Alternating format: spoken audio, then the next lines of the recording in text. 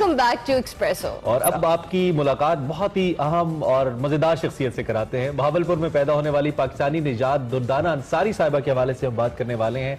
बरतानवी navy में कप्तान के ओहदे पर फायज होने वाली पहली पाकिस्तानी और पहली मुस्लिम खातून बन गई हैं। बहुत ही एजाज की बात है और खुशी की बात है हमारे लिए। अगर इनके हवाले से बात करें तो दुर्दाना साहिबा ने बतौर सहाफी 22 साल BBC में गुजारे हैं, जबकि 2012 में दुर्दाना अंसारी को order of British Empire award से भी नवाजा गया।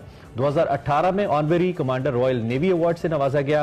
दुर्दाना साहिबा बरतानवी मुस्लिम खवातीन के लिए फलाही काम भी बहुत ज्यादा कर रही हैं और पर्ल एजुकेशन फाउंडेशन के नाम से एक इदारा भी चला रही हैं। ये फाउंडेशन बेसिकली मुस्लिम खवातीन को पढ़ने लिखने और मयार जिंदगी बेहतर बनाने के लिए तरबियत भी देता है। और इसके साथ साथ जी इनकी ये जो अच्छी खबर हमें मिली तमाम पाकिस्तानियों को, ये आसिम अजहर साहब की ट्वीट से मिली, जो बेसिकली दुर्दाना साहिबा आसिम अजहर की खाला भी है और इस वक्त हमारे साथ मौजूद है। सुबह के 4 बजे वहां पे, लेकिन स्टिल कि हम बहुत शुक्रगुजार हैं कि इन्होंने अर्ली इन द मॉर्निंग हमें ज्वाइन किया, हमारे शो एक्सप्रेसो का हिस्सा बनी। बहुत शुक्रिया दुर्दाना साहिबा कि आप अर्ली इन द मॉर्निंग हमारे शो का हिस्सा बनी है। Thank you so much for joining us. कैसी हैं आप? मैं बिल्कुल ठीक हूँ अरमला और इमरान, शुक्रिया आपका दावत देने का। और 4 बजे मैं जागी थी, अब तो खैर आके काफी 5:30 से आगे हो गए। ठीक हो गया। आप कहीं भी बुलाएंगी मैं किसी वक्त भी आ जाऊंगी। That's so kind of you, that's so kind of you। अब ये बताइएगा, सहाफत से नेवी तक का सफर कैसा रहा आपका? ये तो बहुत लंबा सफर रहा और पिछले अब मुझे कुछ 4 दिन पहले 45 साल हो गए बरतानिया में आए हुए। और जब सहाफी रही, सहाफी जो होता है हमेशा सहाफी रहता है, उसको हमेशा खबरें चाहिए होती है मजे मजे की।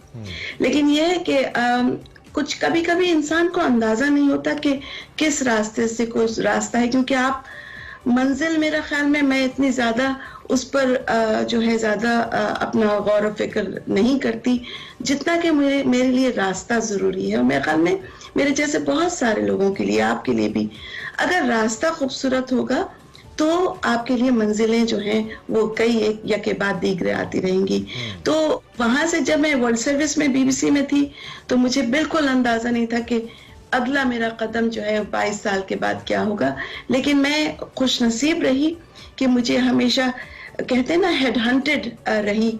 तो मैं यहाँ काम कर रही हूँ, फिर मैं अर्थक्वेक में काम कर रही थी तो पता चला कि वहाँ ब्रिटिश पार्लियामेंटेरियंस हैं, वो चाहते थे कि मैं कुछ खवातीन के लिए काम करूं, तो वो वहां से मुझे बुलाया गया और मैं डायरेक्टर बन गई एक चैरिटी की। वो उस जमाने की बात है, जमाना यानी ये कि करीब, माजी करीब कहते हैं उसे। फिर उसके बाद अगर सफर पूछते हो तो फिर मुझे, जैसा आपने फरमाया कि मुझे मलिका बरतानिया ने मुझे order of the British Empire का खिताब दिया। लेकिन मैं सच बताऊं अरमला और इमरान, मैं कभी कोई काम ऐसा नहीं करती कि मुझे पता हो कि इसके बस मुझे क्या मिलेगा।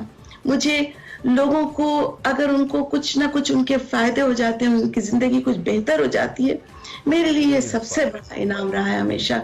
और ये जो आया कप्तान होने का, वो भी एजाजी कप्तान, जिंदगी में इसके लिए बारे में कभी नेवी का सफर कभी तसव्वुर ही नहीं किया था। हाँ, मैं एक पाइसिस हूँ, मछली हूँ, तो पानियों की तरफ कुछ मुझे ज्यादा मेरा ख्याल में रुख रहता है या वो मुझे खींचते रहते हैं। तो पानी, झरने, दरिया जो है वो मेरे साथ। वो कहते हैं ना, आपने वो बात की तो सफर खूबसूरत है मंजिल से भी, लेकिन देखने वालों को सिर्फ मंजिल नजर आती है। जब आप मंजिल पे पहुंच जाते हैं, हम जैसे उसको देख के उसकी तारीफ करते हैं और खुश होते हैं, लेकिन वो सफर कितना मुश्किल था, वो कठिन कितना रहा, उसके लिए आपने क्या क्या कुर्बान किया, यकीनी तौर पे वो हम जैसे लोगों को नहीं पता होता। मेरे सवाल के 2 हिस्से हैं। एक तो वो सफर कितना मुश्किल था, और क्या वाकई आपको लगा कि आप अगर पाकिस्तान में भी होती तो क्या ऐसा कर पाती, किसी ऐसी जगह पे पहुंच पाती, नंबर 1। नंबर 2, सहाफत कितना काम आई यहाँ तक पहुंचने में? देखिए, पहला आपका सवाल ये कि मैं अपने आप को फूल तो नहीं कहती, लेकिन फूल जो है खारों में कहीं भी खिल सकता है, तो वो बात नहीं है। और फिर दूसरे, आपको सराहने वाले, आपको समझाने वाले, आपको रास्ता दिखाने वाले, रोशनी दिखाने वाले, सबसे बड़ा अल्लाह ताला है। उसने आपका एक रास्ता जो है वो तयन किया हुआ है। लेकिन आपको अपने साथ बहुत ज्यादा सच बोल के रहना पड़ता है। उसके बाद जब आप अपने आप को कन्विंस कर लेते हैं कि हाँ ये काम है, ये काम मुझे करना चाहिए, तो फिर आप दूसरों को भी कन्विंस करने में कामयाब हो जाते हैं। तो सबसे पहला तो ये कि अपने ऊपर यकीन होना और ठोस सोच रखना, ऐसा हवा में चलने वाली बात नहीं है। और रास्ते, जैसा आप कह रही हैं कि मुश्किल हो, कोई भी रास्ता आसान नहीं है। अगर आप ये सोच के चलेंगे मेरा हर रास्ता चलता चला जाएगा, मैं आज, मुझे कितने बरस लगे यहाँ, 30 साल लगे मुझे यहाँ तक पहुंचने में, लेकिन मुझे क्या इल्म था कि 30 साल पहले आज मैं यहाँ इतने बड़े यूनिफॉर्म में, मुझे स्ट्रिप्स लग रही हैं और मुझे पोर्ट्समouth बुलाया जा रहा है और वहाँ एक खूबसूरत यू लुक सो ग्रेट, बहुत जबरदस्त, बहुत ग्रेसफुल लग रही है आप। जीते रहिए आप। नेवी वाले भी यही कहते हैं। मैं सबसे पहले नेवी, रॉयल नेवी की और सी लॉर्ड की और हर मैजेस्टी द क्वीन का इतनी शुक्रगुजार हूं उनकी कि उन्होंने एक राख में से एक कहीं चिंगारी उनको मिली और वो ले आए, लेकिन काम अपने सही करने चाहिए। दूसरा सवाल आपने मुझसे कहा कि सहाफत कैसे काम आई। देखिए, वक्त सबसे ज्यादा इंपॉर्टेंट है। घड़ी अगर आपके जहन में नहीं है, बीबीसी वर्ल्ड सर्विस में जब ग्रीन लाइट आती है और आपको मुझसे कहा आपके दोस्त, आपके प्रोड्यूसर अरसलान ने कि मैम इतने बजे आ जाइए, मैंने कहा नहीं, ये टाइम है, क्योंकि दिमाग में आपके एक घड़ी होनी चाहिए और किसी को लेट डाउन ना करें। कभी ऐसा हुआ है कि सॉरी आज की खबर जरा देर हो गई है, हम तो 5 मिनट बाद आएंगे। तो अगर हमारे जहनों में से किसी का वादा, किसी का वक्त का जिया जो है वो सबसे बड़ी, time management is very important. उसके बाद सहाफत से देखिए, रिसर्च करना जो है वो बेइंतहा जरूरी है। जब तक आप कहानी को समझेंगे नहीं, आप उसको डिलीवर भी नहीं कर सकते। तो दोनों सवाल आपके हो गए। ठीक हो गया, जबरदस्त। हम आपके सोशल वर्क के हवाले से भी जानना चाहेंगे, क्योंकि आप वहाँ ब्रिटानिया में सोशल वर्क भी कर रही हैं और मुस्लिम खवातीन के हवाले से भी काम कर रही हैं। ये आपकी जो कह लें जिंदगी या करियर का एक दूसरा जो कह लें साइड पे भी एक चीज है जिसको आप परसू कर रही हैं। ये एक्सपीरियंस आपका कैसा है? देखिए अरमला, मैं ये प्रोग्राम जो है 2006 से, वो ही बात बताऊं आपको कि ब्रिटिश पार्लियामेंटेरियंस ने मुझे इसके लिए दावत दी। विंडसर कासल में एक बहुत बड़ी कॉन्फ्रेंस हुई थी जहां वो एक मुस्लिम, पावरफुल मुस्लिम वुमन की तलाश थी उन्हें, तो उनको नजर आया कि मेरे अंदर शायद वो बातें हैं। तो 2006 में मुझे बीबीसी मैंने छोड़ा और मैं आ गई डायरेक्टर ऑफ अ चैरिटी। मुझे बिल्कुल इल्म नहीं था कि ये मैदान कौन सा है, मैं तो ब्रॉडकास्टिंग में एक हमेशा जिंदगी गुजारी थी। लेकिन जब आपके सर पे पड़ती है, और मैं हमेशा जैसे गहरे समंदर में मुझे धकेल दिया जाता है और कहते हैं कि आप लहरों से आप वाकिफ हो ही जाते हैं। अच्छा, मैं आसिम के हवाले से भी आपसे पूछना चाहता हूँ। हमारे स्टार हैं और बहुत मशहूर हैं पाकिस्तान के अंदर, और उनकी ओब्वियसली हमने कहा कि उनका जो एक पोस्ट था उससे हमें पता चला, and then we love to have you. एक तो ये कि जब बच्चे इस तरह से ऊपर आ जाते हैं और इतनी छोटी सी उम्र में आसिम सुपरस्टार बन गए हैं, आपसे बड़ा प्यार भी करते हैं, उन्होंने अपने उस पोस्ट में मेंशन भी किया, तो बीइंग खाला कैसा लगता है आपको? इस हवाले से भी हमें बताइए।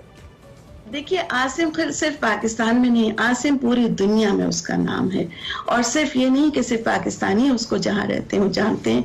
मतलब किसी को पता चल जाए कि मैं आसिम की खाला हूँ, अब देखिए आपको खुद ही अंदाजा हो गया कि उसने एक ट्वीट किया और पता नहीं कहाँ से लोग जो हैं वो, मुझे तो मतलब मेरे बेटे ने कहा, अम्मी देखिए आप पब्लिक फिगर हैं, आप प्लीज, क्योंकि मैं फेसबुक वगैरह पे बहुत ज्यादा नहीं होती। आसिम बेटे ने जो कमाल किया वो ये किया कि पता है हर कोने में से, पाकिस्तान के, हिंदुस्तान के, बरतानिया, ऑस्ट्रेलिया, सब जगह से लोग जो हैं।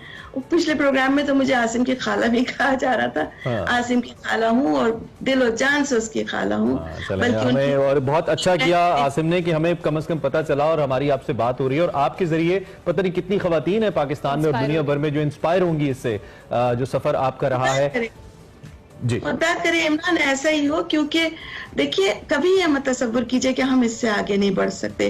अपने जहनों से, अपने दिल से, अपनी रूह से निकलिए बाहर, अपने खोल से बाहर निकलिए। जरूरी नहीं है कि आप जैसे हैं, जो लिबास पहनते हैं, आप आगे बढ़ सकते हैं, मगर बढ़ सकते हैं, उसके लिए कोई अबाउ नहीं है। थैंक यू वेरी मच दीदाना साहिबा कि आपने हमें ज्वाइन किया, एंड कॉन्ग्रेचुलेशंस वंस अगेन। आप हमारा फख्र हैं और बहुत अच्छा लगा आपसे बात करके। माशाल्लाह जितनी ग्रेसफुल आप लग रही हैं उतनी ही लाइवली पर्सन भी हैं, और आपसे बात करके हमने बहुत एंजॉय किया। थैंक यू सो मच, बहुत शुक्रिया, thank you very much for joining us once again. हमारे साथ दुर्दाना अंसारी साहिबा मौजूद थी, जिनको अभी रॉयल नेवी में एजाजी कप्तान बनी है वो, और हमने जरूरी समझा कि हम उनसे बात करें और उनकी लाइफ और अचीवमेंट के बारे में इस मुख्तसर वक्त में जानने की कोशिश करें। अभी ब्रेक लेंगे, ब्रेक के बाद हाजिर होंगे। आप देखते रहिए एक्सप्रेस।